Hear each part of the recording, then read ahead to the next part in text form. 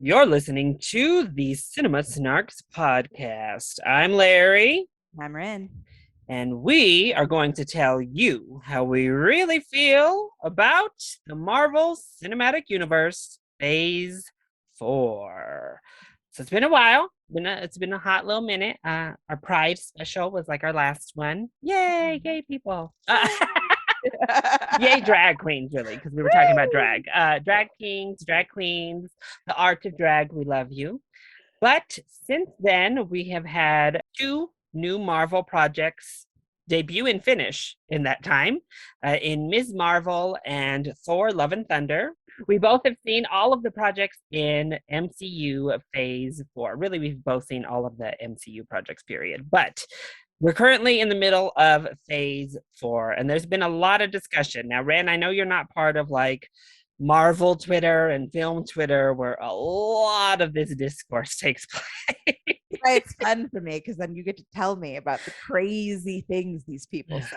But so everything post Endgame has pretty much just been a shit show in the Marvel world of the fandom. Some people think that this whole universe should have ended with Endgame, and they should have just stopped it there, and that be it. Other people don't agree.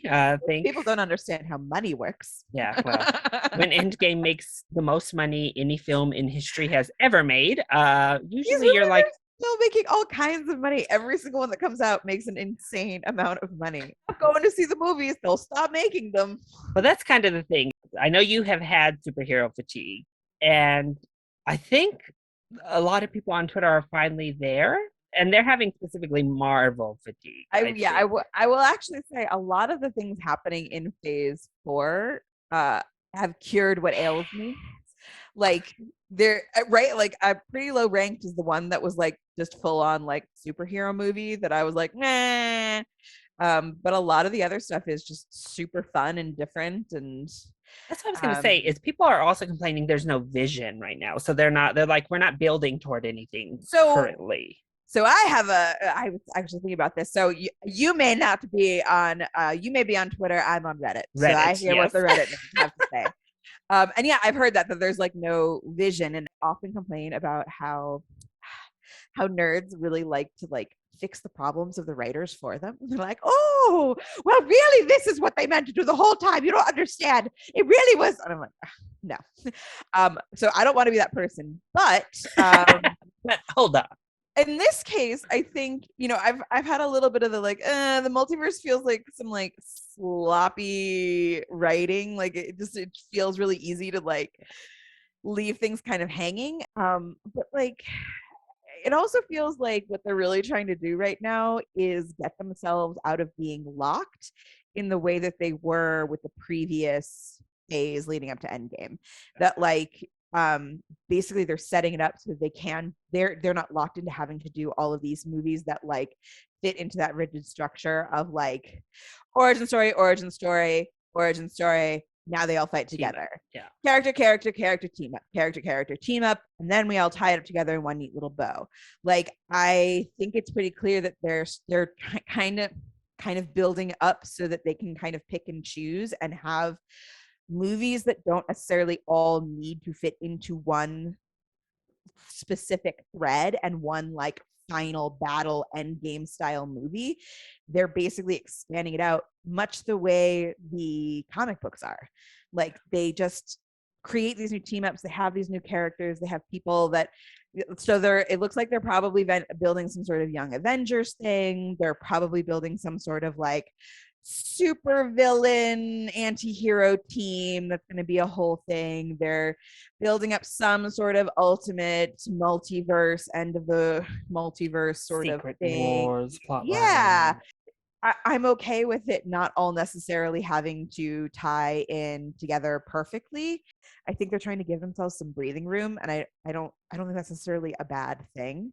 I was gonna say I actually like Phase 4 a lot more than I'm noticing a lot of other people, and part of that is kind of what you said with like your superhero fatigue being a little bit cured. Yeah, because I don't know, even the projects that I don't think are great, we're getting to see, and that's why they're becoming much more divisive amongst critics and fans. we're seeing variation. Like the movies aren't feeling the same. If you watch Eternals and then you turn around and watch Thor Love and Thunder, they don't feel the same at all. They're not the same type of superhero movie at all. And No. then you have Doctor Strange, which feels like a Sam Raimi film Yeah. before it feels like, a Doctor Strange film. And then we do still get, some of the other stuff. But even on the television side, we're getting WandaVision, which was very different from anything we had seen in the Yeah. MCU. And we're getting, Moon Knight and Ms. Marvel in the You're getting mix to with this other explore stuff. so many more things that are not your Yeah. traditional like superhero film, right? And I think Like, it's fun. I don't know. I guess fun. I just don't value, I guess I don't value the need for like, where are we going?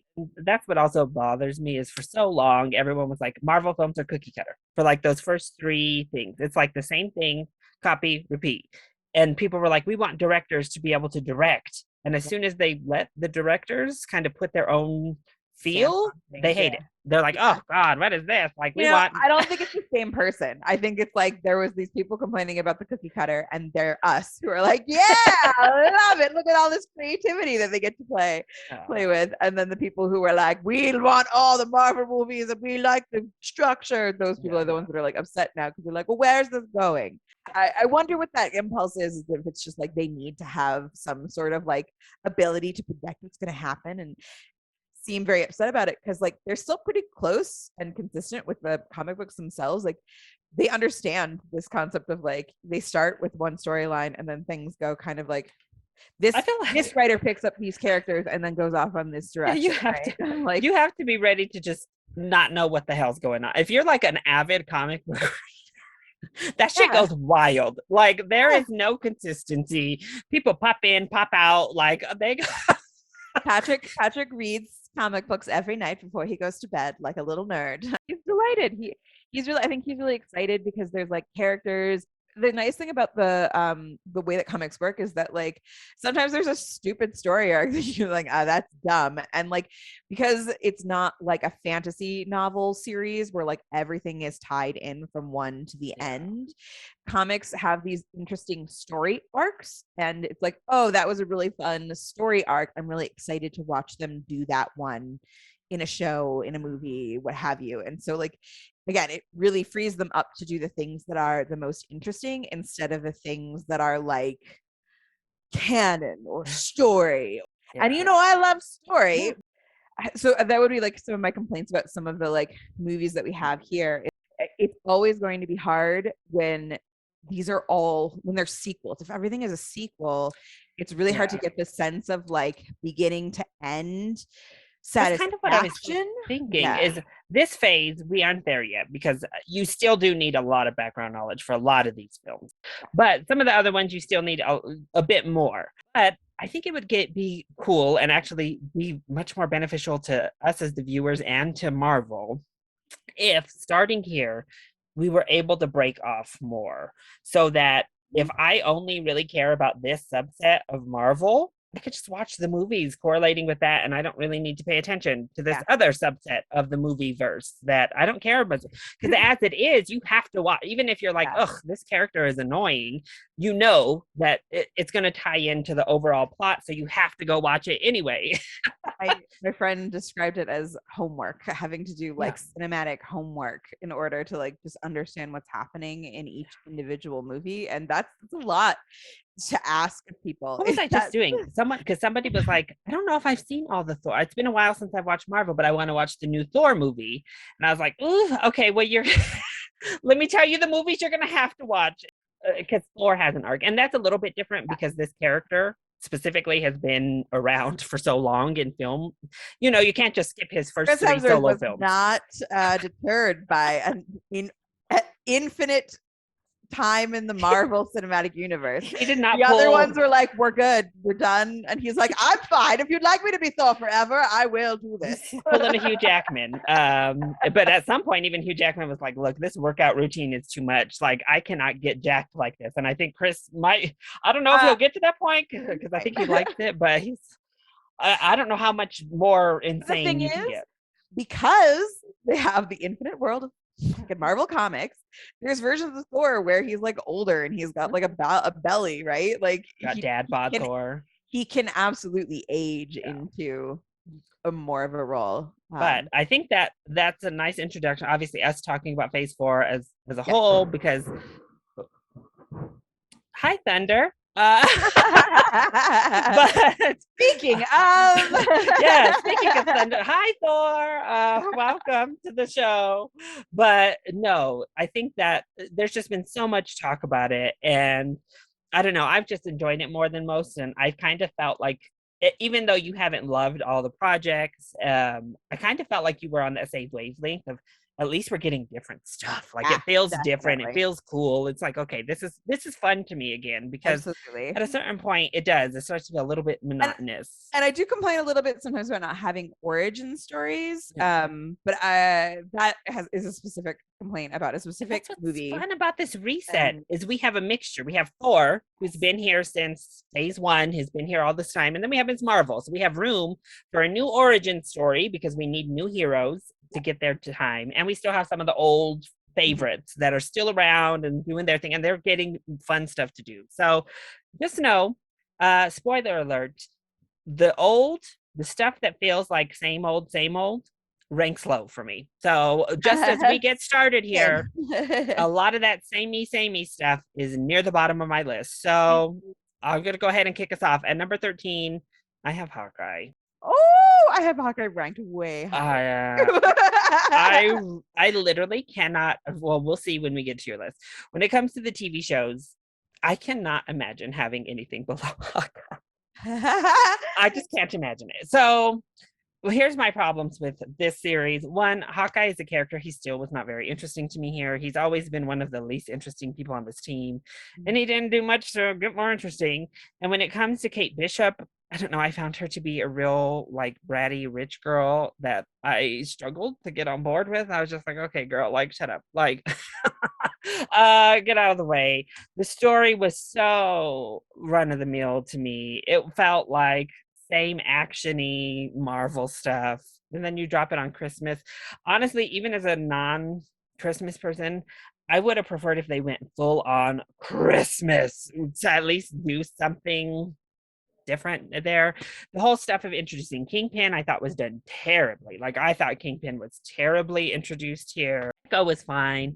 I don't know. I just God, I hated the finale too. I did not like Hawkeye, so it's easily my least favorite thing they've done. Lucky the dog, you will always be famous, and I love you. That's there we go.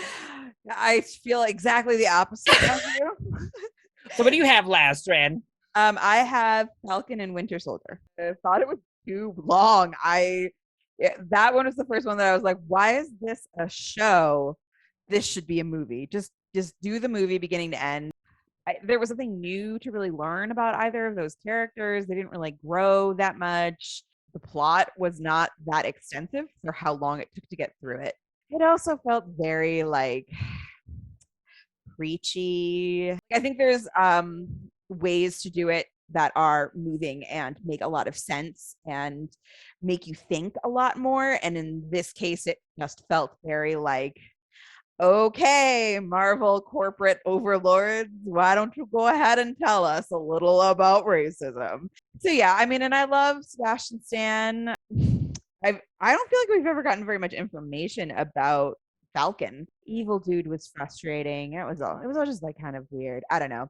I will say Zemo's incredible. Zemo is hands down one of my, like, next to Magneto, he's like top tier villain as far as I'm concerned, because Zemo is interesting and his motivations are understandable. You get where he's coming from. I don't think he's like actually evil. He kind of makes you think about whether or not the heroes are evil. So yeah, Falcon and Winter Soldier. Just Well, at number 12, I know we're going to disagree on this one a little bit too. I have What If. So what if way down there too? It is. I know, Ren. I'm sorry. What if so it doesn't fit the category? This is the like outlier here at the bottom for me of things that, because this did feel different and felt different and felt kind of cool. I don't know. I guess it's so hard for me to rank What If amongst the rest because it's just like an anthology. So it doesn't, you know, as a season of television, it doesn't really have this overarch. I mean, it kind of does when you get to that finale and the Watcher breaking the rules and they have to come together. So it was inconsistent for me because some of the concepts were really cool and interesting, like evil Doctor Strange. And then some of them I was like, okay, like I don't know, Yeah. whatever to me. So I think it was just so inconsistent, like up and down. Some of the episodes are great and awesome. Some of them I was just like, okay. So that's kind of where What If just ends up at number 12. Also, just to be clear on these rankings, none of this is in any way based on any sort of real consistent criteria. We like a thing, we rank it well. It's how I feel. This is how I feel. Feels. Did I enjoy this and why? And that's basically it. Okay, so my number 12 was Black Widow. It was just weird. The plot didn't make any sense. I think it was just frustrating because it was too little too late on Black Widow, like giving me any sort of a background on her, and emphasis on the too little. Like I still don't really know enough about Black Widow to like really feel things for her. Do love the Florence Pugh sister character. She's great. I'm really excited. Every time she shows up, I'm like, what a delightful character. Florence Pugh. God. Like literally, thank God she was in Black Widow. Yeah. She's incredible. I mean, there were certainly things about Black Widow that I enjoyed that I thought were like I laughed a lot. But it also was just like the tone was weird throughout. And we did a whole episode on Black Widow. So if you really want to hear like what we think about it, that's about it. It was thoroughly mediocre. There was nothing about it that made me be like, oh, that was so fun. After I watched it, it was like, Well, at number 11, I have one you've mentioned. I have Falcon and the Winter Soldier.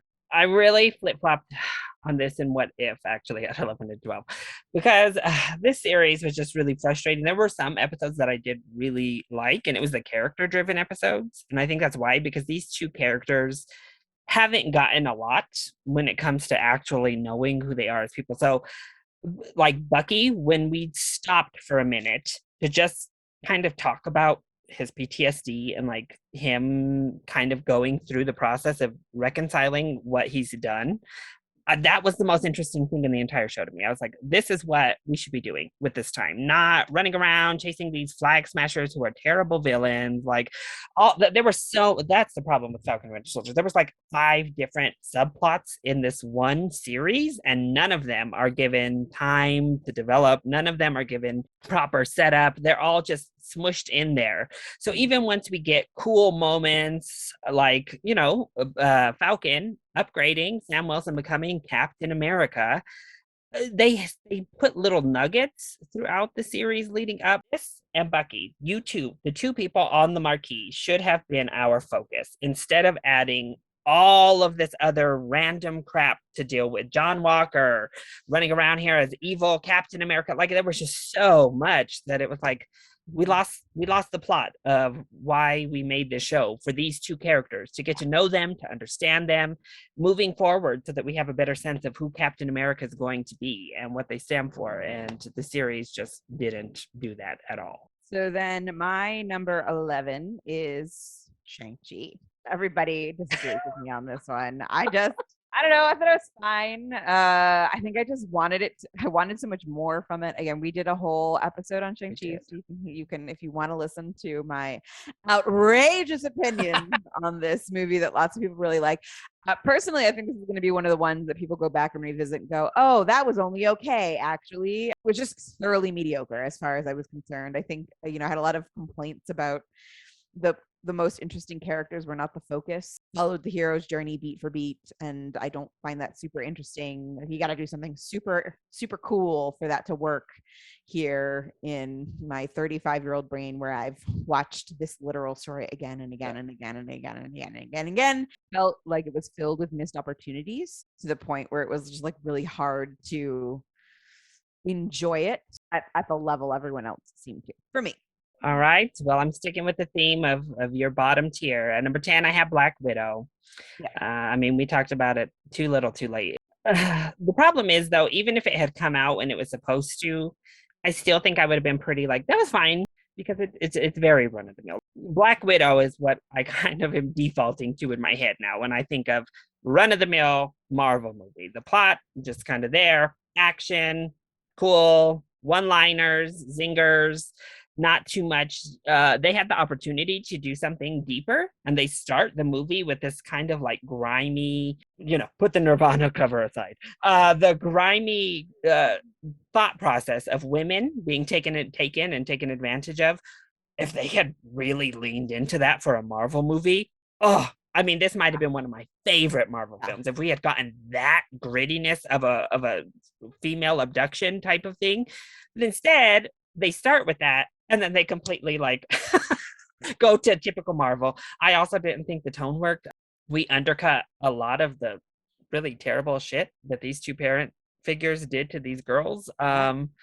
And forgave them quickly and jokey, like that. And that's the problem a lot of people complained about with Marvel. And I think Black Widow committed a lot of the big gripes I have with Marvel movies. So, yeah, no, I'm sorry. Black Widow is easily the worst movie for me that has come out of Phase 4. This is where we're starting to get into like, I don't even know how to rank these really, but I'm gonna try. I didn't dislike it, but I have Multiverse of Madness. Okay. I love Sam Raimi, and I think my biggest joy in this film is that it was like silly, that there was fun silliness going on. But I really did not like that this was another Stephen Strange film, and I wanted to know about America. It felt like it was something that started in the middle, and it just felt like a lot of mishmash all together. And I think I also like WandaVision so much that I was so irritated with the way that Wanda's character was basically completely upended in this film. So I think I was just like generally upset by a lot of the plotting choices in this film. I love Sam Raimi and I loved the tone, and I thought it was super fun to get him, there's a play with like zombie Doctor Strange, like of course, right? Like have a little bit of like a horror moment. But yeah, there's just like a lot of like silly things that also then almost like didn't work right. The Illuminati that was just like these garbage superheroes, right? Like, I think I have a problem with the fact that they like in their universe they defeated Thanos, and then like Wanda shows up and they're just completely unprepared. They like won't listen to anybody, and they're like she immediately murders all of them. So I think that was like and I think it was another one that there was like kind of missed opportunities, right? I think if more time had been spent maybe in like these different alternate universes, that could have been really fun. Like because visually it was really interesting. That was the thing I really liked about the original Doctor Strange, was that it was like just visually super fun to watch. But so yeah, it felt a bit disjointed and mishmashy, and like it was just focused on like a character. I don't care about his relationship with this woman anymore. We've done this. I'm over it. Let's go, move on. I'm just like disappointed that you have this young Hispanic. She's part of the alphabet Queer. mafia. Let's throw it Q character, and then you didn't give her a real origin story. You just made her the character who has to be rescued by the white dude hero that's already had 4 movies. You made her a literal MacGuffin. Movies. Yes. Yeah. And like she was a plot device. She wasn't really a character. And the plot was stupid, right? Like the way that was all resolved, like spoilers, they tell her at the beginning, Steven says to her at the beginning to Wanda, hey, what are you going to do when you steal your children from the Wanda that has them now? And she's like, like she doesn't even respond to it. There's no like, she's just like, and then at the end of the movie, she says it again. America says it again. And then she actually is like confronted with trying to steal children from a real Wanda and goes, oh, I'm a monster. Oh, okay. And I find that fucking frustrated. Like, it makes me very upset. And like the trope of the like the raging mother, the trope of the raging, crazy, violent woman. This is what happens when you give women power. They go mad, right? Like Thanos. He is very cold and calculated, and all of his shit is very logical. But Wanda's a fucking irrational, emotional mess who can't think through her plan long enough to understand why her emotional approach to this is emotionally not a good idea. Anyways, so those are my feelings on Multiverse of Madness. There's just got a lot of things in there that I wanted to like it more than I did. I think that was part of it. So at number 9, I have kind of one. Yeah, I agree. This is where starting at number 9 upward, I enjoy all of these things. The bottom tier I like to degrees, but they have big problems that I'm like, ugh, Yeah. you know. But number 9 upward, I enjoy. And that starts with Moon Knight at number 9 for me. There's so much I actually really loved in Moon Knight. First of all, Oscar Isaac is amazing. I mean, he gives literally one of my favorite probably performances in the MCU. I think he's so good. It's one of my favorite performances always. Yes. Whatever performance it is, I'm like, God, he's so good. So good. And like that episode 5 where he's kind of going through his own mind and having to solve the trauma of what caused him to kind of distort, I thought was actually amazing and a brilliant showcase for him as an actor. I mean, he nailed it. He killed it. And I love Steven. Steven is like one of my characters. Just honestly, I feel like Moon Knight gives me a little bit of Larry vibes. Like already I felt like, and then you were Moon Knight for the Denver, what are they calling it? Fan Expo. Yeah. And so it's fun. It's like there's so much I like. The problem is all of the cool, interesting stuff is kind of paralleled with some of that normie stuff. So we get to the final episode and there's some cool stuff in there, like her getting her wings, I thought was really cool and like this fun moment for that character. But then we have like these 2 kaiju style gods fighting in the background, which is all kind of just ridiculous. And you're like, okay. Ethan Hawke's villain is built up to be this really like he could have been this really good villain. Like, and Ethan Hawke playing him, and he's doing a great job. Like we put the freaking glass in the shoes, and then they keep that sound effect throughout the whole series. And every time I'm just like, oh, as he's walking around, you can hear the like glass crunch, and I'm like, oh. But they ultimately don't really do anything interesting with his character. Like his character just fizzles out at the end. So this is one where episode 5 was probably my favorite. I loved episode 5. And then episode 6 just let it down for me. Like the finale just kind of let it down to where I was like, okay. I feel like that's one of the things that saved it a little bit for me. Before I tell you exactly which mine, because we're close on Moon Knight. Okay. Moon Knight was my number 8. Okay. I generally felt like Moon Knight was too long. Like I don't think it needed to be a whole series. I thought it would have been fine if it was a movie. I think because then I think it just kind of got bogged down in stuff that wasn't as interesting or was just like overly complicated.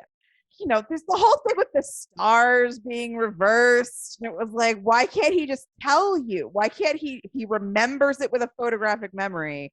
Why do we literally need to turn back the entire earth to find this thing? You're just trying to find it, right? They're not trying, like, they don't need the stars and the positions to like light a thing through. No, it's literally just like a map. They just need to like use it to like lay on top of a different map.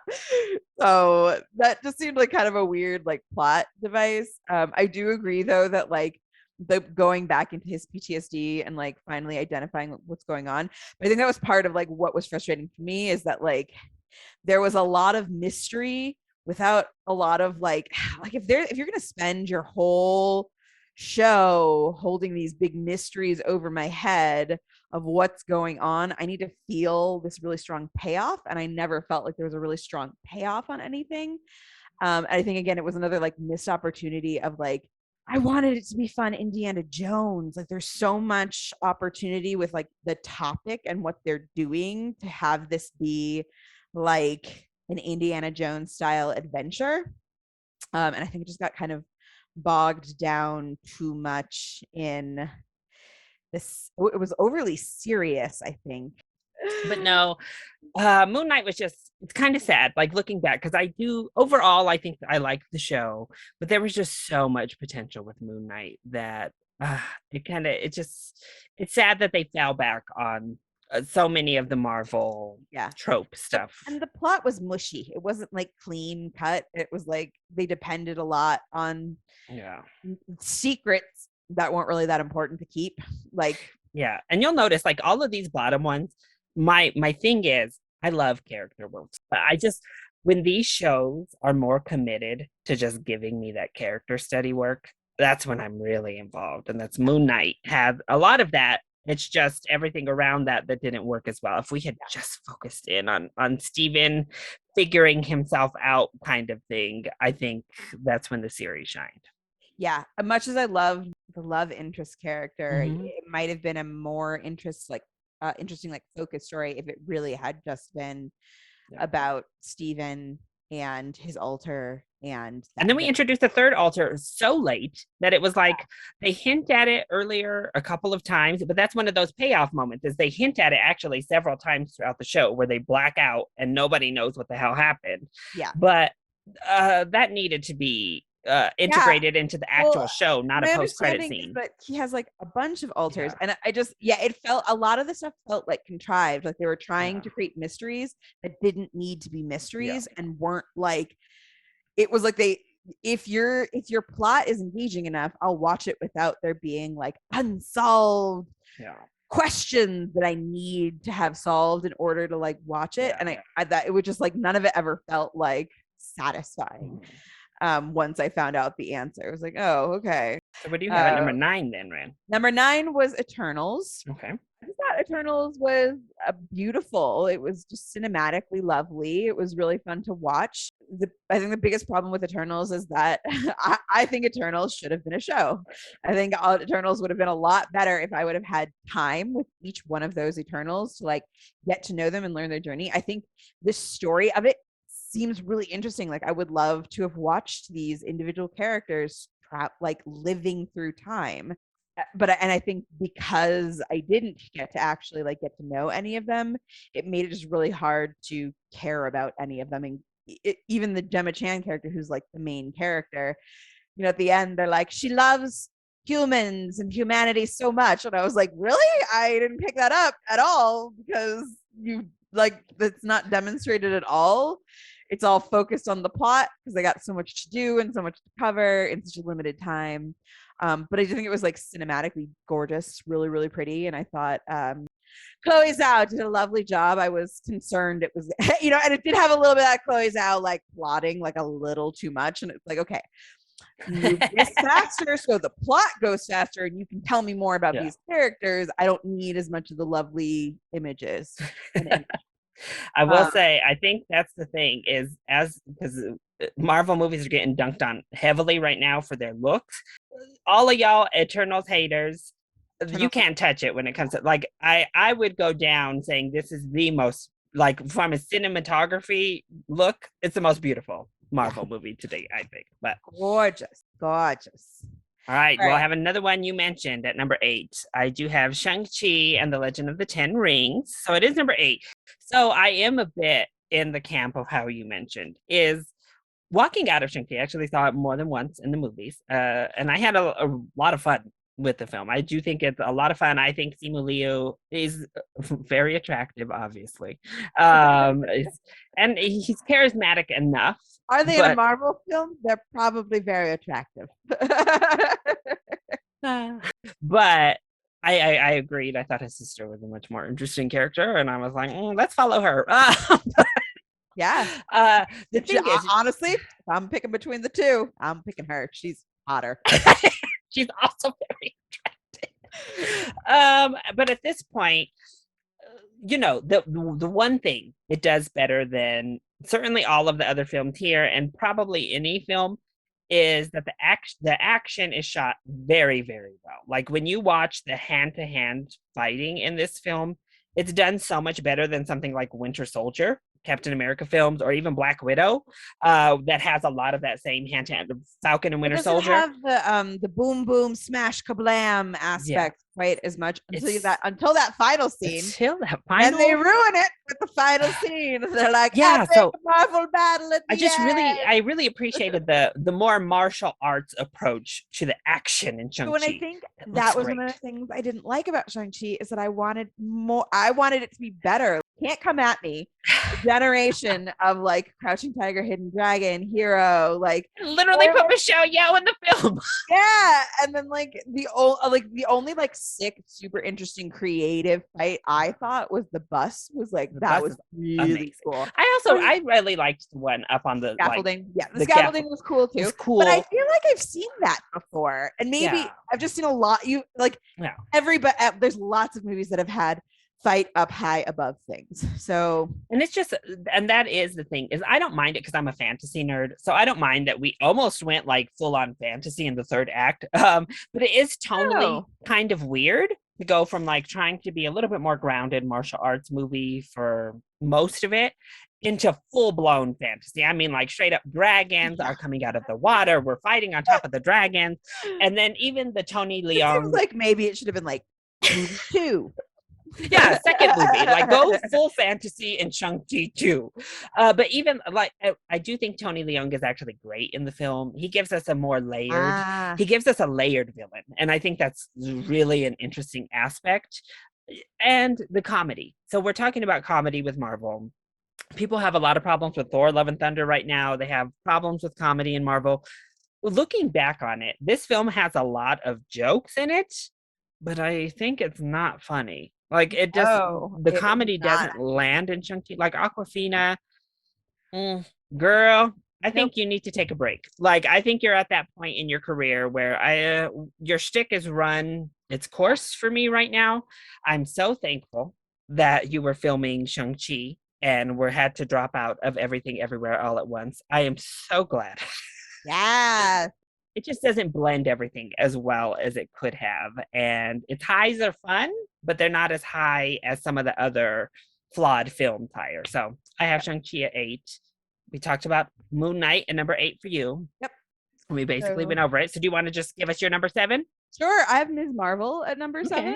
I liked Ms. Marvel. It kind of dropped off towards the end, but I really enjoyed in like the early episodes. There was a very clear style that was kind of fun with all the little like text messagey things and little like interesting kind of animations in the background. I went and studied abroad in India, and I think that Indian Pakistani culture, they're just these beautifully colorful places, and I think that the show did a really great job of basically making this a beautiful, colorful, hyper saturated place.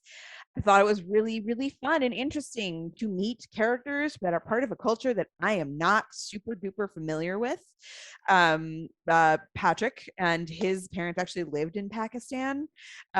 So we actually watched a couple episodes that they happened to be staying with us, and we watched a couple episodes that are like literally set in Pakistan, and they were delighted. They were like, they had so much fun knowing all of these things and these histories. Partition is this really big fucking historical thing that Americans don't know very much about. And so that was really interesting to learn about. I think one of the best ways for us to like kind of fight racism and the overarching imperialism of like white history is to just tell more stories that give us more information about other parts of the world and other types of people. And I thought this really did a good job of that. Ms. Marvel Kamala was very cute. I enjoyed her. But then like overall, I thought some of the like plotting was a little bit like, yeah, a little messy, especially towards the end. The Jin thing was weird. They very quickly snapped from being like, we're your family, we're just like you, we're Jin, and then you won't help us immediately. It was like she had told them no, she wouldn't help them. Like they didn't have the information yet, but they literally went from one episode of like she's got to go to her brother's wedding first to you've betrayed me. I was like, this seems really like illogical. This woman is out of her damn mind. Literally out of her damn mind. All these people. So, and I think like the end payoff made a lot of sense either. There's this whole thing they're trying to like open this gate.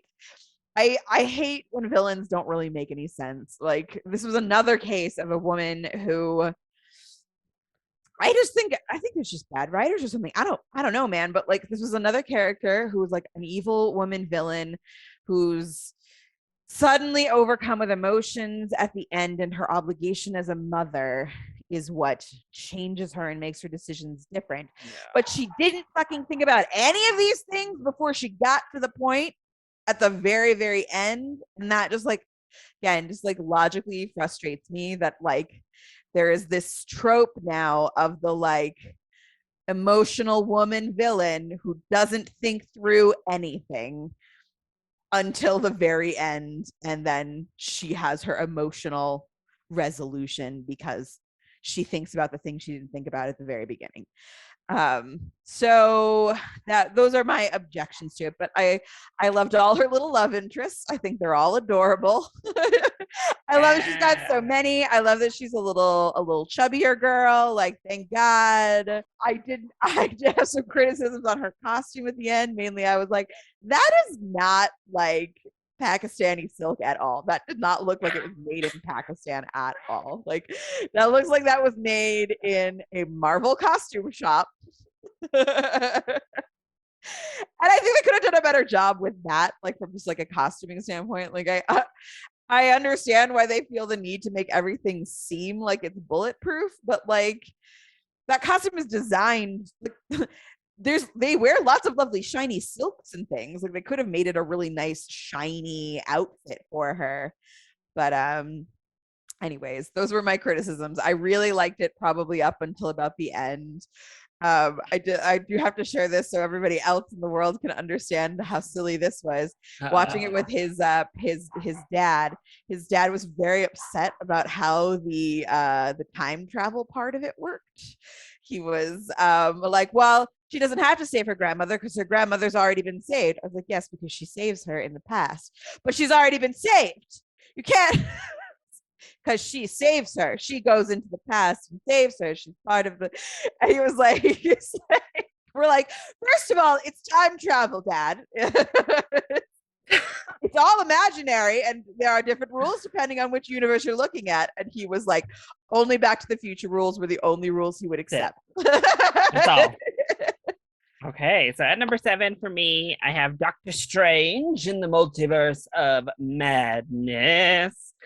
I like fluctuate with this film so hard because the highs are so high. Like the things I love about this movie, I really love about this movie.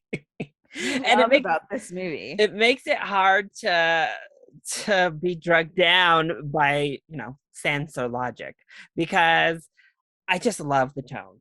I love the madness. Like the madness is not necessarily taking place in the multiverse. It comes from Sam Raimi himself. And I love the madness. And even though, Wanda going evil, I do have problems with this trope heavily. But seeing her do it is so fun that it almost makes me forgive anything. Just seeing Elizabeth Olsen eat in this role. She did. And getting just those little moments, like where she savagely kills people, is so fun and good. Like her, even though it doesn't make any sense. That what mouth line, I hollered. I could not believe my eyes and ears. I thought it was so funny when she told Mr. Fantastic, asked him if the mother of his kids was still alive. Good, so they'll have someone to raise them. Oh my gosh, I was living for Miss Wanda. I'm sorry, I lived. When she yelled hypocrite at Doctor Strange when he was night dream walking. Oh, so good. Everything about Wanda in this movie, I'm sorry, I ate it up. I was eating it. I said, I support women's rights, but more importantly, I support women's wrongs. Okay? Like, yes, I'm sorry. America, you're going to have to give it up, girl, because this is Wanda's time. But I also thought Doctor Strange was fun. It is a little disappointing that he did take such a backseat in his own film because let's be real, Wanda ate him up. It just is what it is. She ate him up in his own movie and he was just along for the ride.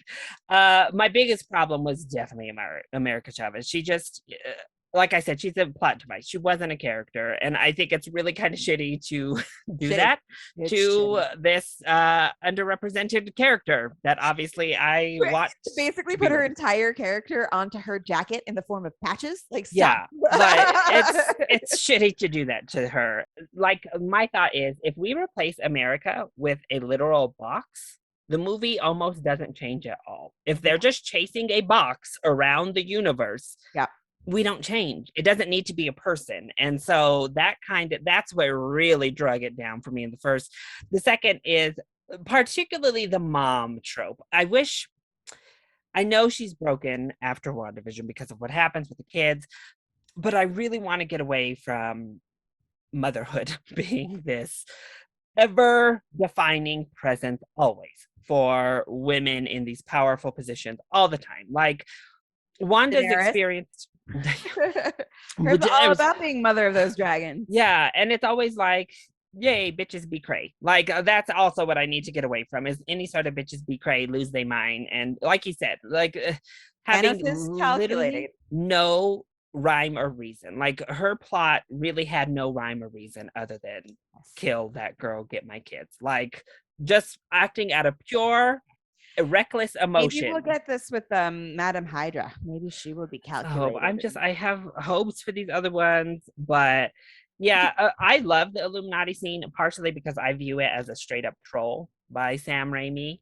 I feel like he was mandated to put things into his movie, and so he trolled, and like he was just like, fuck it, she's just gonna shred them. Like we're gonna get these ridiculous lines and we're just gonna kill these bitches. And I live for that. Like that's the kind of mentality I view the Illuminati as, is Sam Raimi just being like, nah, I'm gonna troll the fan base. We're gonna troll the fan service, and I live. So, and then I hated that third eye shit. Like that's the one Sam Raimi thing that I know. I'm actually shocked Marvel let him into the movie with Doctor Strange having that third eye. I'm shook that they let him do that because it was so batshit crazy.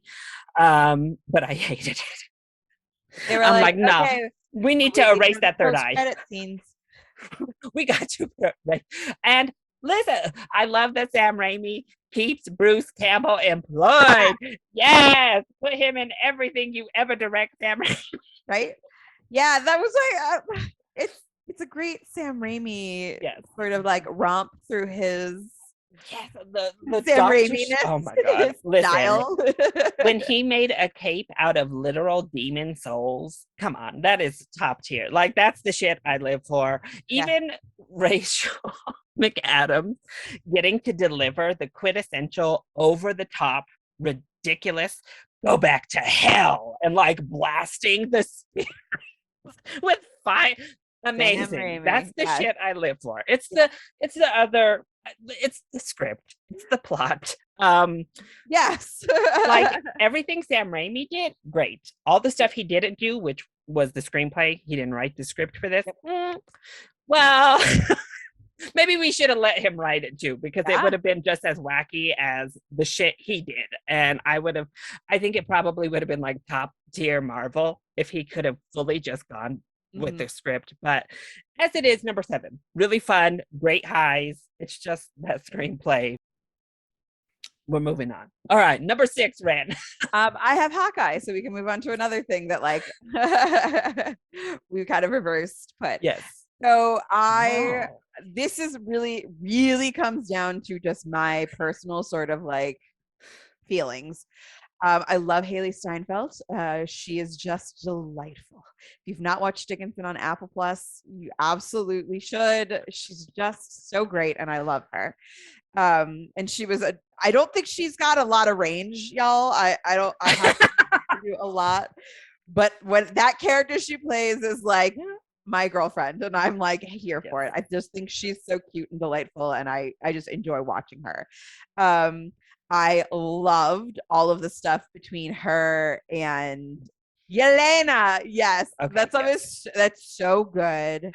And I was really happy to finally get to know like Hawkeye a little bit better. I think one of my biggest things was in this movie, they made Hawkeye way cooler than he was in any of the other Marvel films. And I was like, why did they wait until this show to give Hawkeye these like special arrows that would have been super fucking useful in many films, in many battles that he took play? It took every other battle. He never has like badass arrows. They're just like normal titanium arrows. Every now and then one explodes. Yeah, and then he's got all these cool ones. Like, oh, this makes things giant. Like that was such a fun device for me. And I think I really enjoyed him a lot more because then it goes into like, oh, this is a real person. This isn't a super rich dude. This isn't an overpowered anything else. God. Yeah, it's not a god. Yeah, not somebody who like has special gamma ray stuff going on. Like not even a superhero serum into his veins like Cap. A normal guy. I think I liked the mystery solving aspect of it. I do I enjoyed kind of that detective work aspect of it. I don't think the payoff was incredible or anything, but it was still like better. It didn't infuriate you like it did me. Yeah. Yes. I thought I agree. The Kingpin thing at the end, it felt a little forced and ham-handed. Of like, okay, I guess we have to include him here. I just wish. I really think if they had introduced him earlier, it would have worked so much better. They just worked better. They introduced him so late that it was. They really tried to make it like a bum bum bum, but I think it was a big enough bum bum bum just to like know that her mother was the criminal. She just kind of saw like from a mile away, but also was like. That was cold-blooded, Ren. She threw her mama into jail and didn't give a damn. I was like, damn. I know. That's cold, girl.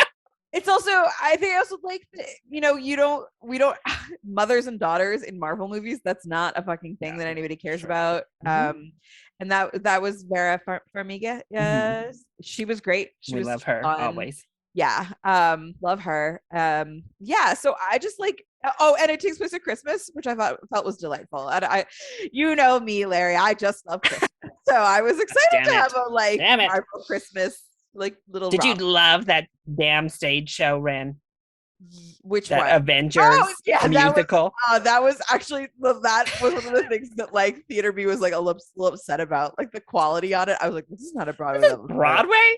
Bitch, this is off Broadway version of the Avengers musical. If they were doing this on Broadway, those costumes would look like badass Marvel costumes. The people would be running for a refund if they walked into a Broadway production and got that mess. I think that was a missed opportunity. I think they could have, if they were gonna go for like the bad, like, oh, it's bad, they should have done like in the dark, like the Spider-Man Broadway, but like have like, oh, people fell and like things broke, and like just make it like, oh, it's just a hot mess of a production, rather than like low quality costumes and like bad acting. And I will say game was good. There were like some legitimate like Broadway actors that were like in that scene, which I love and am delighted by, obviously.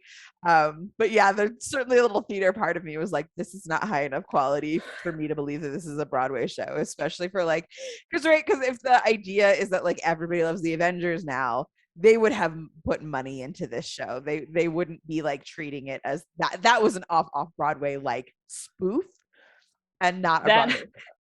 Like, at least take them to the damn. No, yeah, they needed to be. That should have been his daughter's high school production. Like, he should have been sitting at the audience at his daughter's high school watching that. Like, that's what the level we watched. Yes.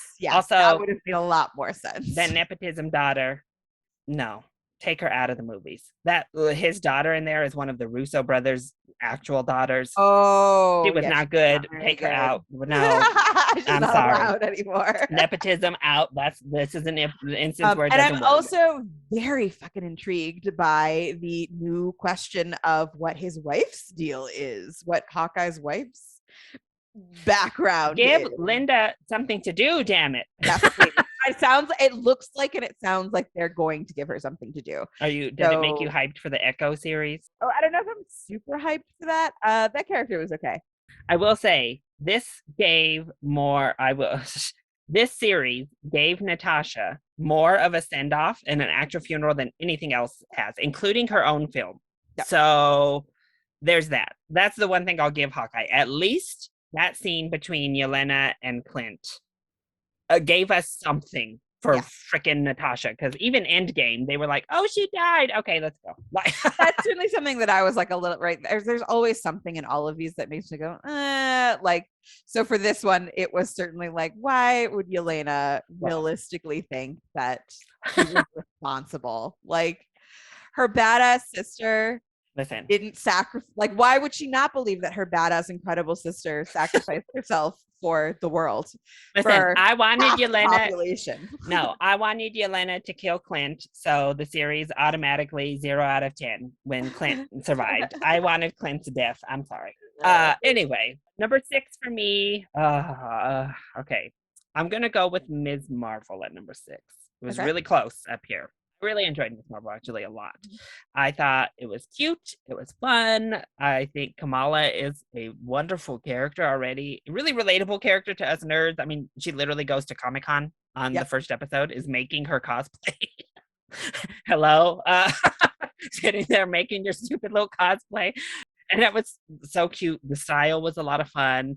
I did really enjoy her relationship with her mother. Speaking of a mother relationship, I loved actually her parents, and I love the journey her mom goes throughout the series, and I like where she ends up at. Another POC story about kind of generational trauma right here, because we get to see kind of how she was with her own mother, and how that pretty much that bangle kind of went down and affected her entire female family line. And it was an interesting thing, but I really liked her mom, and her dad was so cute when he came in, particularly dressed as the Hulk to go with her to the Comic Con. Yes. I also loved her little love interest and thought they were adorable.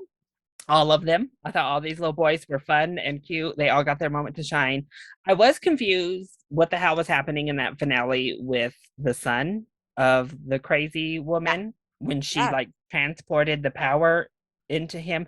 I don't know. That whole thing and why it made him just lose his damn mind. That's the kind of stuff that was like, what? Everything really with that villain subplot. The villain stuff. See, people were like begging for a villain. And I'm somebody, I actually don't need a villain. If I'm intrigued with our hero story, I mean, yeah, I guess the villain could have just been the government. The villain for me, like the villain honestly could be the relationship with her mother, like solving that, and like the familial and the government being there. That would have been enough for me. I didn't need this full like extraterrestrial style thing, because again, like happens with these Marvel shows, since they're only 6 episodes long, they're sit in that weird place between a movie and an actual series.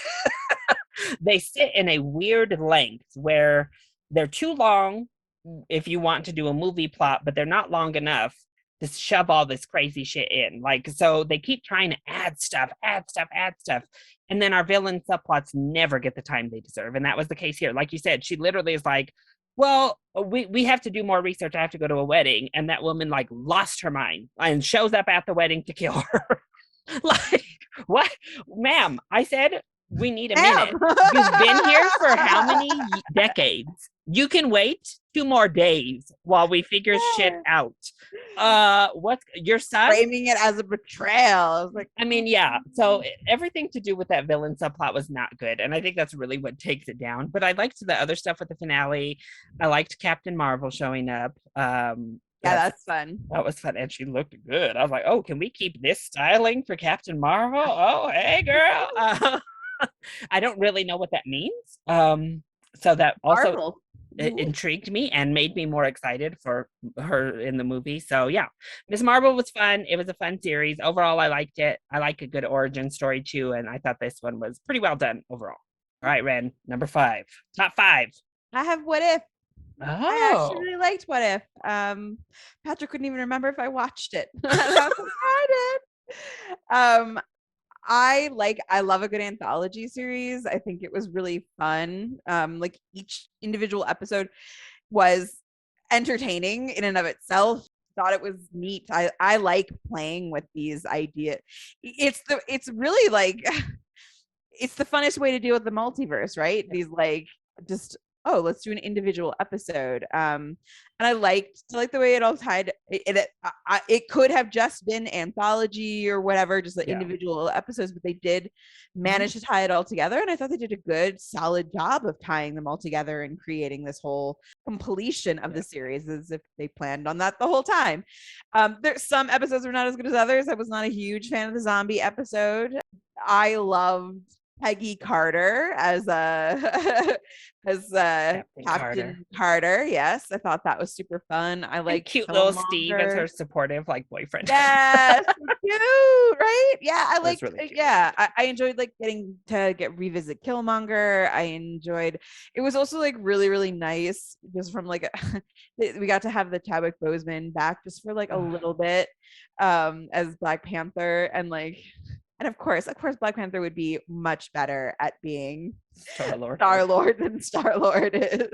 So yeah, but I just really enjoyed What If. I like, that's totally my style of, I always want to think about like that character that I want to think about the side plots. I want to think about like what happened, how did this happen, who is this, what if this happened, and I think they did a really good job of it, so I really enjoyed it. You know, it wasn't one of those things where it was like, oh, this plot went off the rails. The plot did not go off the rails. It was just like individual episodes. I do like how it like influenced some stuff, especially Sam Raimi, actually, in Multiverse of Madness. He incorporated a lot of what if isms into his film. But I like the like little nods we've gotten afterward too. So all right. So at number 5, I have Thor, Love and Thunder. So this one and Miss Marvel were real close. These last two that I just did. Ultimately, though, I don't know. I just have a lot of fun with Thor. I know a lot of people. The people are hating. I've actually liked it more and more on each watch. I think it's a lot of fun. I love the just like gangbuster style. Thor, you know, other than just being Chris Hemsworth, he's my favorite of the like Marvel characters in their actual universe. We all know Storm is my girl overall in Marvel, but Thor is my favorite MCU character. I just have a thing about lightning, also like Pikachu. You know, I don't know what it is about these lightning characters. Also Chris Hemsworth. It gave us our first human booty in the MCU, and it happened to be Chris Hemsworth. Obviously, I'm gonna love it. I love that you know that that's the first booty. It is. Like Eternals gave us our first sex scene, which was a disappointment, but this was not a disappointment. Jane, I loved Jane in this movie and I loved her story. I'm glad they stuck with the cancer story from the comic books here, because I was like, I wonder if they're going to go that full route. And I thought it was really well done. Natalie Portman killed it. You could tell she actually enjoyed being back for this one. She wasn't sleepwalking like she did in the second Thor movie. Chris is Thor, and I love like where his character is right now. I love that, you know, finding a way to make a god who has been alive for over 1,000 years interesting and still developing as a being dynamic is different. It's difficult, and I think they've done it so well in films like this. I don't love the end, even though that's his little daughter at the end. That was a little bit too much kid friendliness. I'm like, how do we get rid of this girl in the next Thor film? We're gonna have to usher her off to somebody else because I can't. I don't need this as the 5th film. But Gore is also really interesting. I know people wish he was in the film more, and yeah, I think he could have used a little more screen time. But honestly, if Thor wasn't a god, I would have been Team Gore, the God Butcher. I would have said kill them all. They are a hot ass mess. And these gods are very much like the cruel, horrible gods of Greek mythology, clearly, who just wreak havoc on folks and don't do a damn thing. You know what? Maybe they do. Maybe it is time for them to go extinct. Just spare Thor. He's the only one you got to spare. And Loki, since we know he's alive, kind of in the multiverse. But yeah, no, I think it's fun. Tessa Thompson could have used a little more screen time too, but it's funny. I laughed. I thought it was cool. I like Thor, Love and Thunder. My number 4 was No Way Home.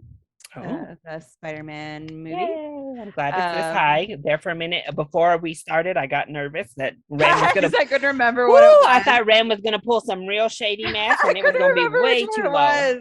I knew it was the Spider-Man movie, but I was like, "What the heck happened in that Spider-Man movie?" And she said it was 3 Spider. He said it was 3 Spider-Mans. I was like, "Oh yeah." I mean, to be fair, Larry, this one came out in like December, so it's been a little while. Had a lot of shows and movies since then. A lot of shows and movies in between there, especially like just this summer. But yeah, I liked No Way Home. I think I like complain a little bit. That was the first of the like multiverse things. My biggest complaint about No Way Home is it's a blatant ripoff of the Into the Spider-Verse, and Into the Spider-Verse is better than No Way Home. just is. But I can't help but have my little Spider-Man nostalgia buttons be pushed by this film because I really loved Andrew Garfield and I'm glad he got to like close his arc in this film. I liked wizened old Tobey Maguire Spider-Man. That was fun to have just like the kind version of him.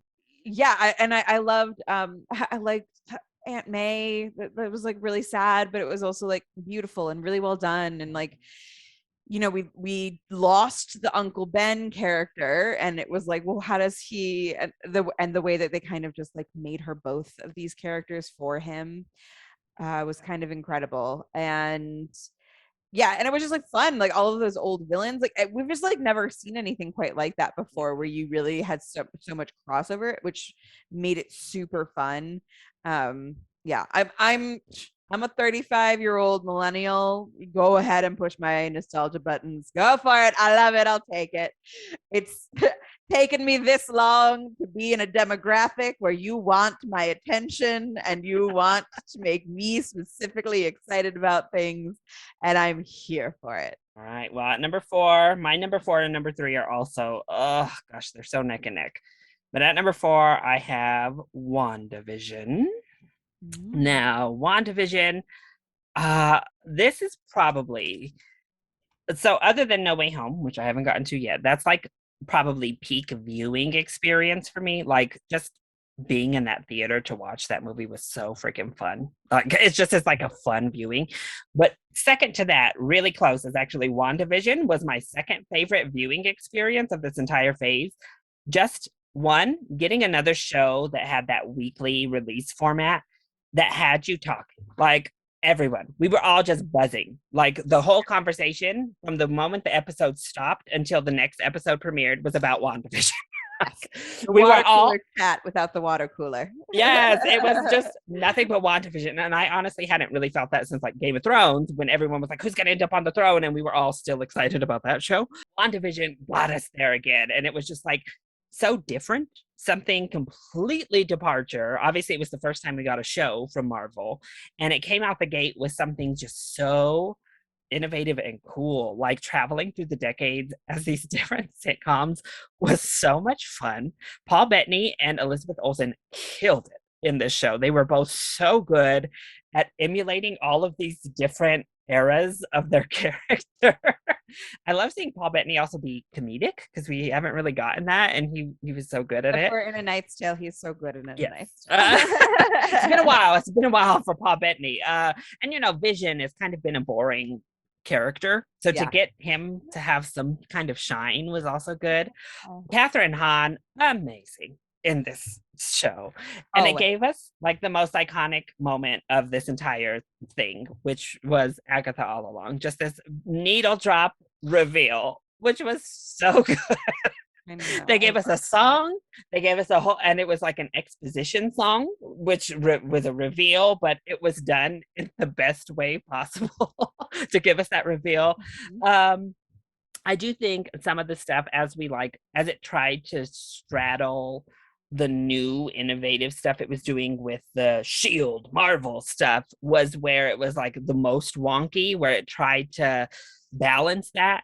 But I know a lot of people think that the finale is not that good. I don't really agree. I think the finale is good. I think it holds emotional weight.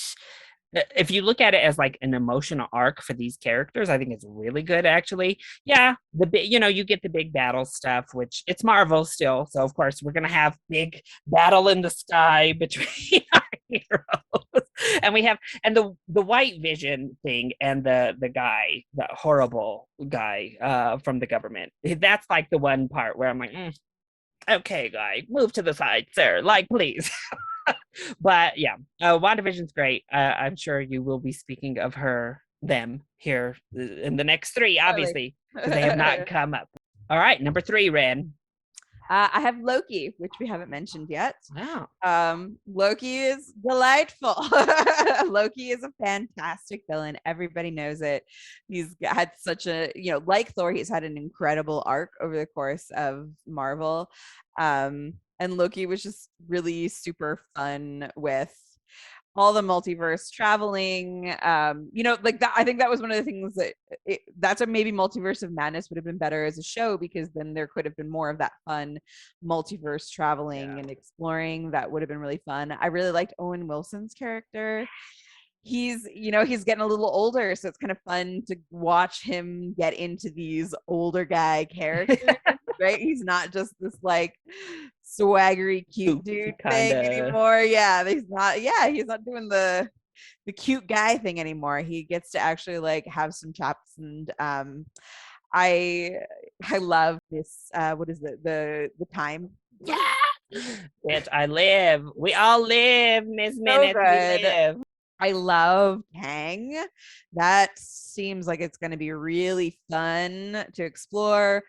I think the lady Loki and the falling in love with himself is fucking weird, and there's all kinds of very strange implications. But also I think there is something on brand for Loki about it. Yes, and also like psychologically, this thing about loving yourself. I think there's certainly something to Loki just never quite loving himself, and so being able to find this character that is himself to fall in love with is kind of sweet, and I can get that.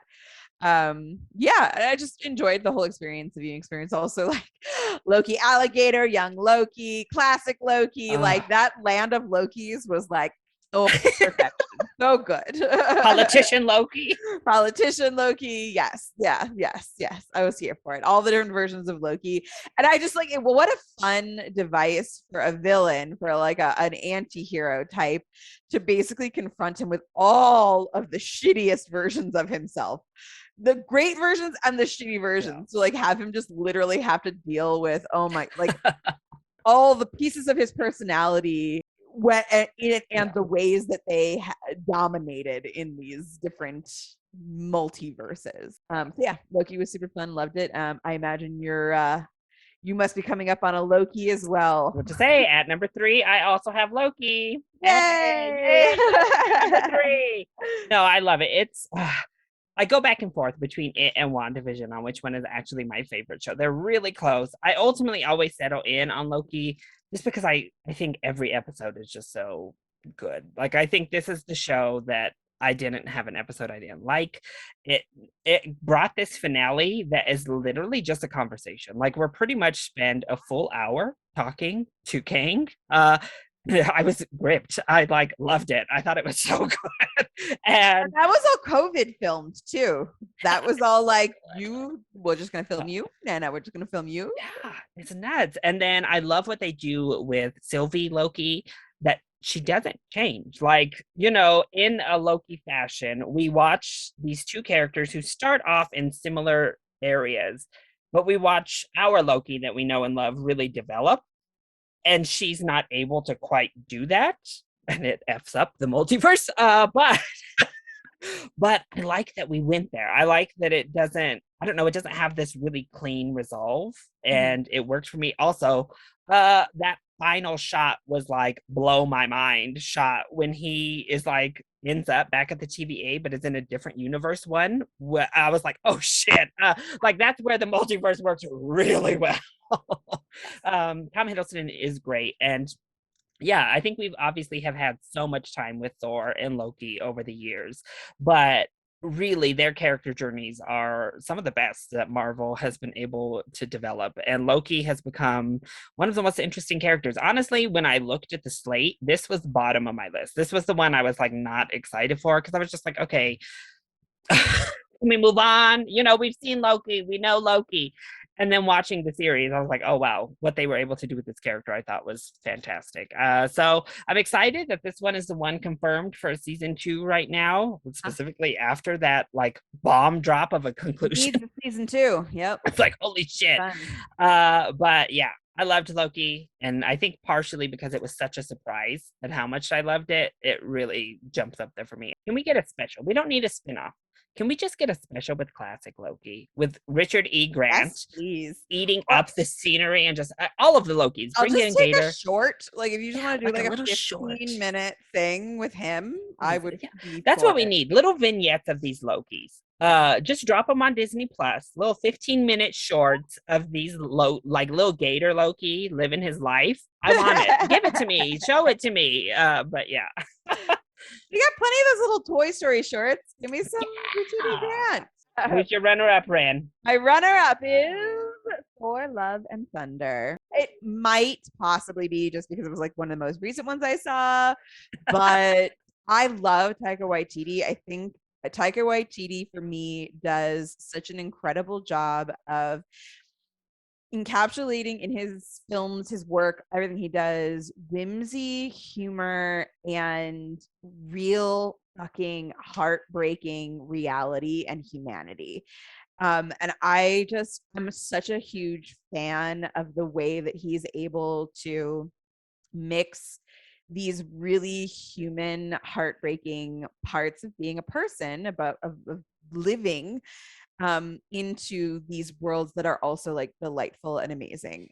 So yeah, I loved Thor: Love and Thunder. I thought the goats, that's one of the most incredible sound design choices that I have ever seen. Of just having the goat, like, it also like it made me think about like what Marvel movie has like quoted an incredible meme, has like brought us back to this like silly internet thing of this screaming goat that is incredible. Like, I don't know about you, Larry, but for the longest time, every time that thing popped up, I died laughing. And so, like, to have the fucking goats is so good. And then, like, it's at a button every time those goats appear and they land. You hear the screaming in the background. I will say, I was like, I was at that point where I was like, okay. And then they crash into that planet. But when they crash into that planet, I don't know why, I then audibly laugh again. Like, I don't know, they hit the planet and then they scream. And it just is so ridiculous. But I mean, it made me laugh. So yes. I love Russell Crowe as Fancy Zeus. That's one of the best depictions of Zeus probably ever in the history of the world. Such a good choice. I love the Greek accent. I love just the flounciness and the silliness. It's also like a delight to see. Russell Crowe doesn't do that normally, and so I love to see actors getting like out of their little boxes. I also love Jane. I agree that it definitely looked like Natalie Portman was like really having fun. Jane as a character was always kind of meh for me, which kind of sucked because like she's this very cool, very independent, like genius. And it was so fun to have her have like more of a personality again, to learn more about her as a character and her backstory and watch her struggle and grow. I thought it was really, really beautiful. The way that they both kind of like ran away from love and had to kind of like, learn how, things can get shitty. Like if you love somebody, then you run the risk of losing them. And that's a real life reality that I think was really beautifully handled. I mean, and it's in the title. This film actually, like as you're speaking of it, it really is all about love. Like It's that all is about the love, all message these of the film. different types of love. Yeah. I also really enjoy the whole the Gore, is that his name? Mhm. He's another incredible character, an incredible villain, because you understand, like, yes, that god sucked. Lots of these gods suck, are terrible, and don't do what they are supposed to do. And like, it also, like, again, it takes these really big things that we all deal with, like this question of like, if there is a benevolent god, if there are gods, if there are people that can do these things, why do such terrible things happen? Why do they let children die? Why do they do this? And they give it to this character who goes and says, because they're fucking assholes. And and like, it also makes you like think about religion and how much terrible things have been done in the name of religion, and how many good things can be done in the name of religion. And like, so I really loved all of the themes that were dealt with. I thought he was a great villain. I loved the kid aspect of it. I'm very pregnant, and Larry and I saw this movie together, and I was just like weeping at the very end. I was weeping for like a lot of the end of the movie, and turned to both my husband and Larry and told them in turns, I'm too pregnant for this movie. I was, obviously very taken with all of the like parent aspects of it. So I love Thor being able to give the children I know that you thought that was silly, and I know there's a lot of people that didn't like that. That was one of the greatest things That's ever not the was part I hated. to give all of the children the power of Thor for a limited time only. That was a great fight scene, and that's what I mean about like Taika Waititi. He injects such delight and wonder into his films, and like when have we watched children fight a battle in like a little badass children fight a full on battle? Never in the Marvel universe with before. the gifts of a god. The gifts And of a it kind of god. that's the thing, because Thor, when other people, because his powers come so much from Mjolnir and stuff, and other people can wield it if they're worthy. And I feel like in recent films, he's had his own trajectory, but a lot of what makes him kind of special as a hero has been kind of taken away, like because other people can kind of do it. Yeah. And that's kind of a cool thing. Nobody else can give the powers of a god to other beings like he can. Like I don't know. I just kind of thought that was a cool moment to re-depict him as a special. And the kids were adorable. It was super fun to watch them with their like teddy bears and like other silly little things girl. They had. And it's like, and they're like fighting these shadow monsters, right? How many kids are afraid of the dark? It's just such like a lovely little symbolic thing. I loved that Heimdall's son was the one who like then takes them all away at the end. I was like, oh god. I love that the villain chooses love at the end. I love that you get this cute little relationship between Thor and his adopted daughter, which is like which you didn't like, but I think is adorable and I think is really sweet. And like I agree that I think Thor would make a fantastic dad. Like it's really fun, especially like to a child who's imbued with all these like crazy powers is kind of incredible. Also really just side note, I remembered also one of the other incredible things was the way that Mjolnir and Stormbreaker. Oh my god. Stormbreaker. Those as like these personifications of their emotions, the jealousy from Stormbreaker was like too funny. The whole thing was just, I found the whole experience delightful. It had just the right level of camp for me. I know people are complaining about the colors. Like it was very clear. Like he's like, it's love and thunder. It's an 80s campy, heavy metal, fun.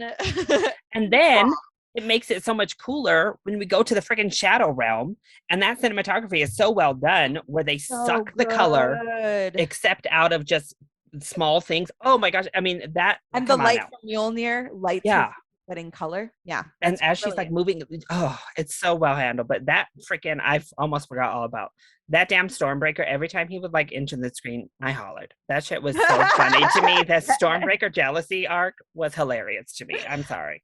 I also did, I thought, just because I remember you're talking about this, Taika Waititi did a good job of trying to give you like all that backstory, all that necessary backstory so that you could hop into this movie and still kind of like know what was going on, which I think that's one of the things I struggle with in a lot of like Marvel films. If they're referring to stuff that happened literally 10 years ago, I don't fucking remember.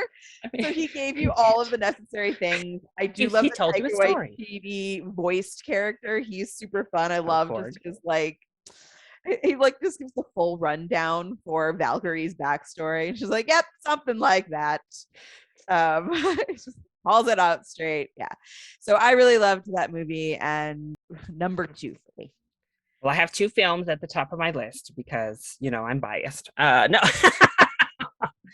At number 2, I think consensus outside of me and Ren, obviously, because neither one of us have it at number 1. This is people's favorite thing from Phase 4 overall, and that is Spider-Man No Way Home. I mean, and it's easy to see why. We both obviously do still have it high because I think it's really well done. And what I think Spider-Man No Way Home does so well that I was really scared of is that while we have all these past characters coming back and we're introducing this whole multiverse, it's still very much a Tom Holland Peter Parker movie. It's his character coming into his Spider-Man moment. Like you said, with Aunt May, we get that moment here. And I was so scared that he was going to get drowned out amongst, Doctor Strange, and we're bringing in all these villains, and we're bringing in the past iconic Spider-Man. And it was so nice to see that. And him and Zendaya, obviously, clearly now in the real world, they have such good chemistry together. And I thought their arc really worked as like a little couple thing on screen. and Tom gives probably my favorite performance of his as Spider-Man Peter Parker to date. But the action is a lot of fun. It keeps that Spider-Man kind of wit and humor, but added a lot more like stakes and emotional heft to what he was doing, which I think has been a bit of a problem with the Marvel Cinematic Universe's depiction of Peter Parker and Spider-Man. It's been fun, it's been quippy, but it's lacked this extra layer, the gravitas, and this film gave it to him. I do still think Doctor Strange was a little bit dumb. They had him make some real dumb decisions in this film to set everything off into motion. Yeah. I'm like, that blip kind of scrambled your brain, huh, Stephen? Because you've been acting a little bit suspect in your last couple of appearances, but everything else about it, I mean, bored, Larry. He had things to do. He was in charge of stuff. Now he's got no responsibilities. He doesn't know what to do with himself. But he's you know like, what? Let's fuck here, up the have multiverse. a problem. He's like, ooh, I could do a problem. But yeah, it's just a lot of fun. It's great. All right, Ren. So My I think number I know one. what it is. What's your number one? WandaVision. Obviously I am biased towards television. So I did not know what the fuck they thought they were doing with WandaVision. Like when they had like, first of all, it took so long to come out. They were talking about it forever, and there was all this Wanda and Vision. I was like, what are they gonna do? And then they started releasing like stills from the show, and I was like, what is this? This looks so weird. And then the show came out, and I was like, oh my God, it's a journey through the history of television. And I was so delighted by the format of it. It's so clean, the way that they literally just go from each from one episode to the next to hit all of these. It was so well researched, and it felt so well set in each of those eras, and that was just incredible. So that automatically just like gives it this like incredible, like just giant place in my heart. But like Catherine Hahn is incredible. She is top tier villain. You know, I love me some villains. That I went as Agatha for Halloween. I love her so much. She wasn't a crazy mother. And she wasn't a crazy mother. She's a power hungry, calculating bitch, which I love. Big plan. Which I'm very excited for her to have her own show. I think that I'm like stoked for. And I love that at the end, like the women are the focus of this show. There's nothing else that in the Marvel universe that has done such a good job of making women the front and center of the stories, and the men the supporting role in the way that women are supportive in all the rest of the movies, right? Like Vision is a support character in this. He's a love interest, and he's a support character. Her brother is a support character, and the villain is the white dude over there, and the like white military like man, you know? Yeah, and then the awesome badass black lady is the one who is risking her life and rolling through and like trying to, and in WandaVision, her empathy is what like saves everything. Her being a good person and like having emotion and being a woman who's able to like understand the emotions of another woman and say, I get where you're coming from. I get that you are overwhelmed with the tragedy of this event. This sucks. Your life sucks. This is horrible. That's what like saves everything, instead of it always being like woman is overrun by things and destroys everything. And yeah, I liked the ending a lot. I thought her having to like come to terms with what she'd done, whether or not it was intentional or not, was great. And I just, yeah, I also really like that it's a full arc, that it starts and ends, and there's not a bunch of unfinished, unlooped pieces in there. I found it overall just a delightful romp. And good, strong female characters, villains. It gave Wanda so much backstory and gave her so much to play with, and made her such a much more rich character. If they hadn't screwed it all up in the Multiverse of Madness, I would be very excited to see like how her character grows and changes I don't think she's actually gone. I'm excited to see like how that character progresses and that storyline as time goes on in their little universe. What about you, Larry? Right, Number well, one. one of the like 2 or 3 people out there who have this as their number one. Loves it.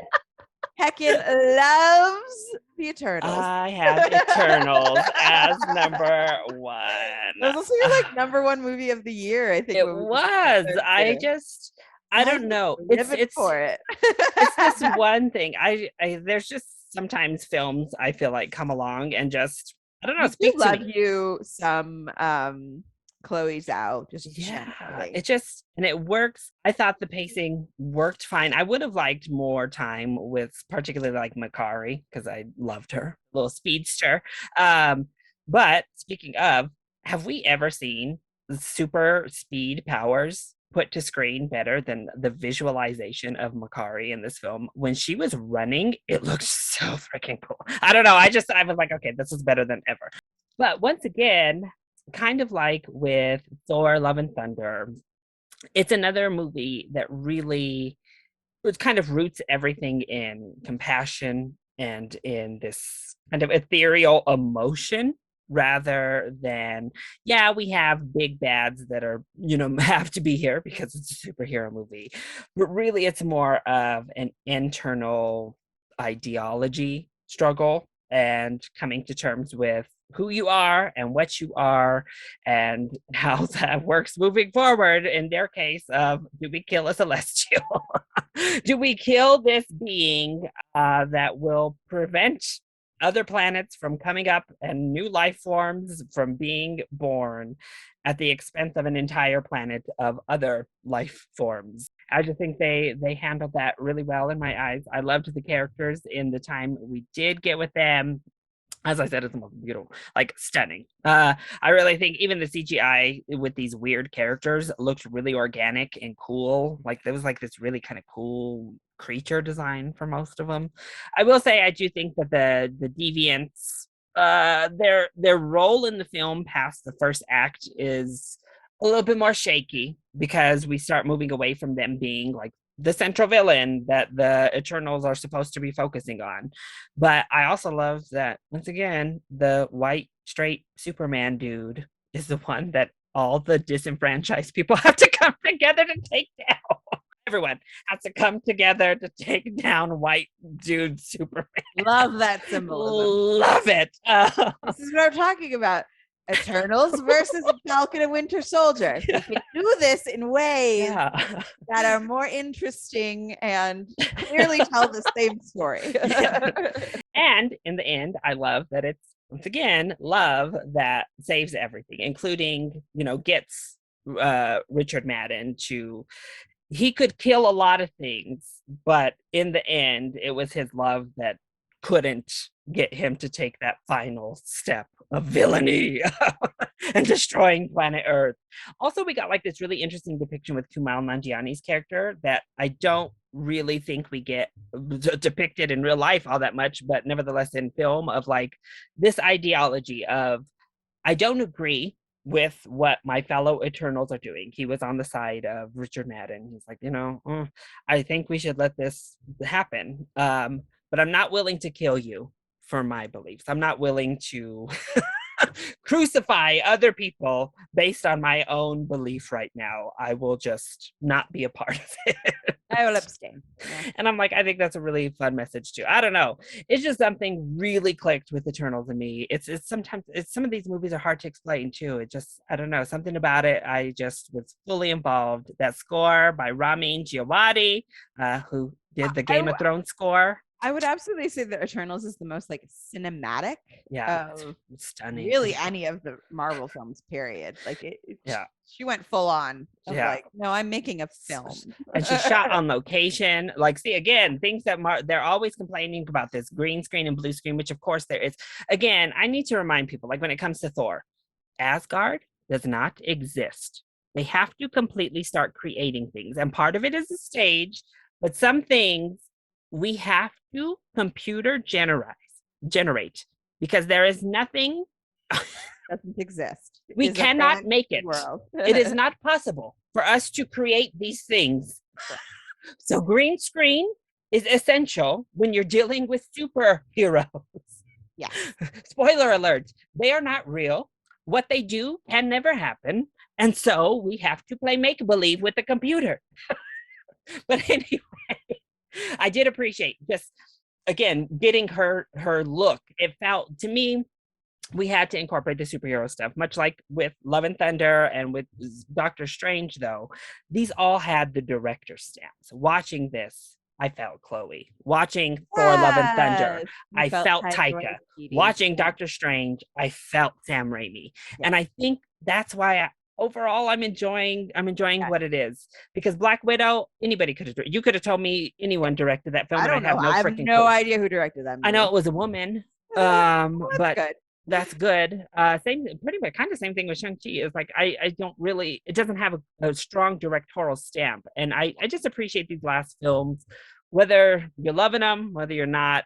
I like seeing Marvel thinking outside the box, at least to a degree, letting directors and setting themselves up to give freedom to the filmmakers. Yeah. And I think that there's Eternals feels maybe like the least Marvel film of them. And I think that's a fault. I think that's why a lot of Marvel fans did not vibe with it, is because it is slow.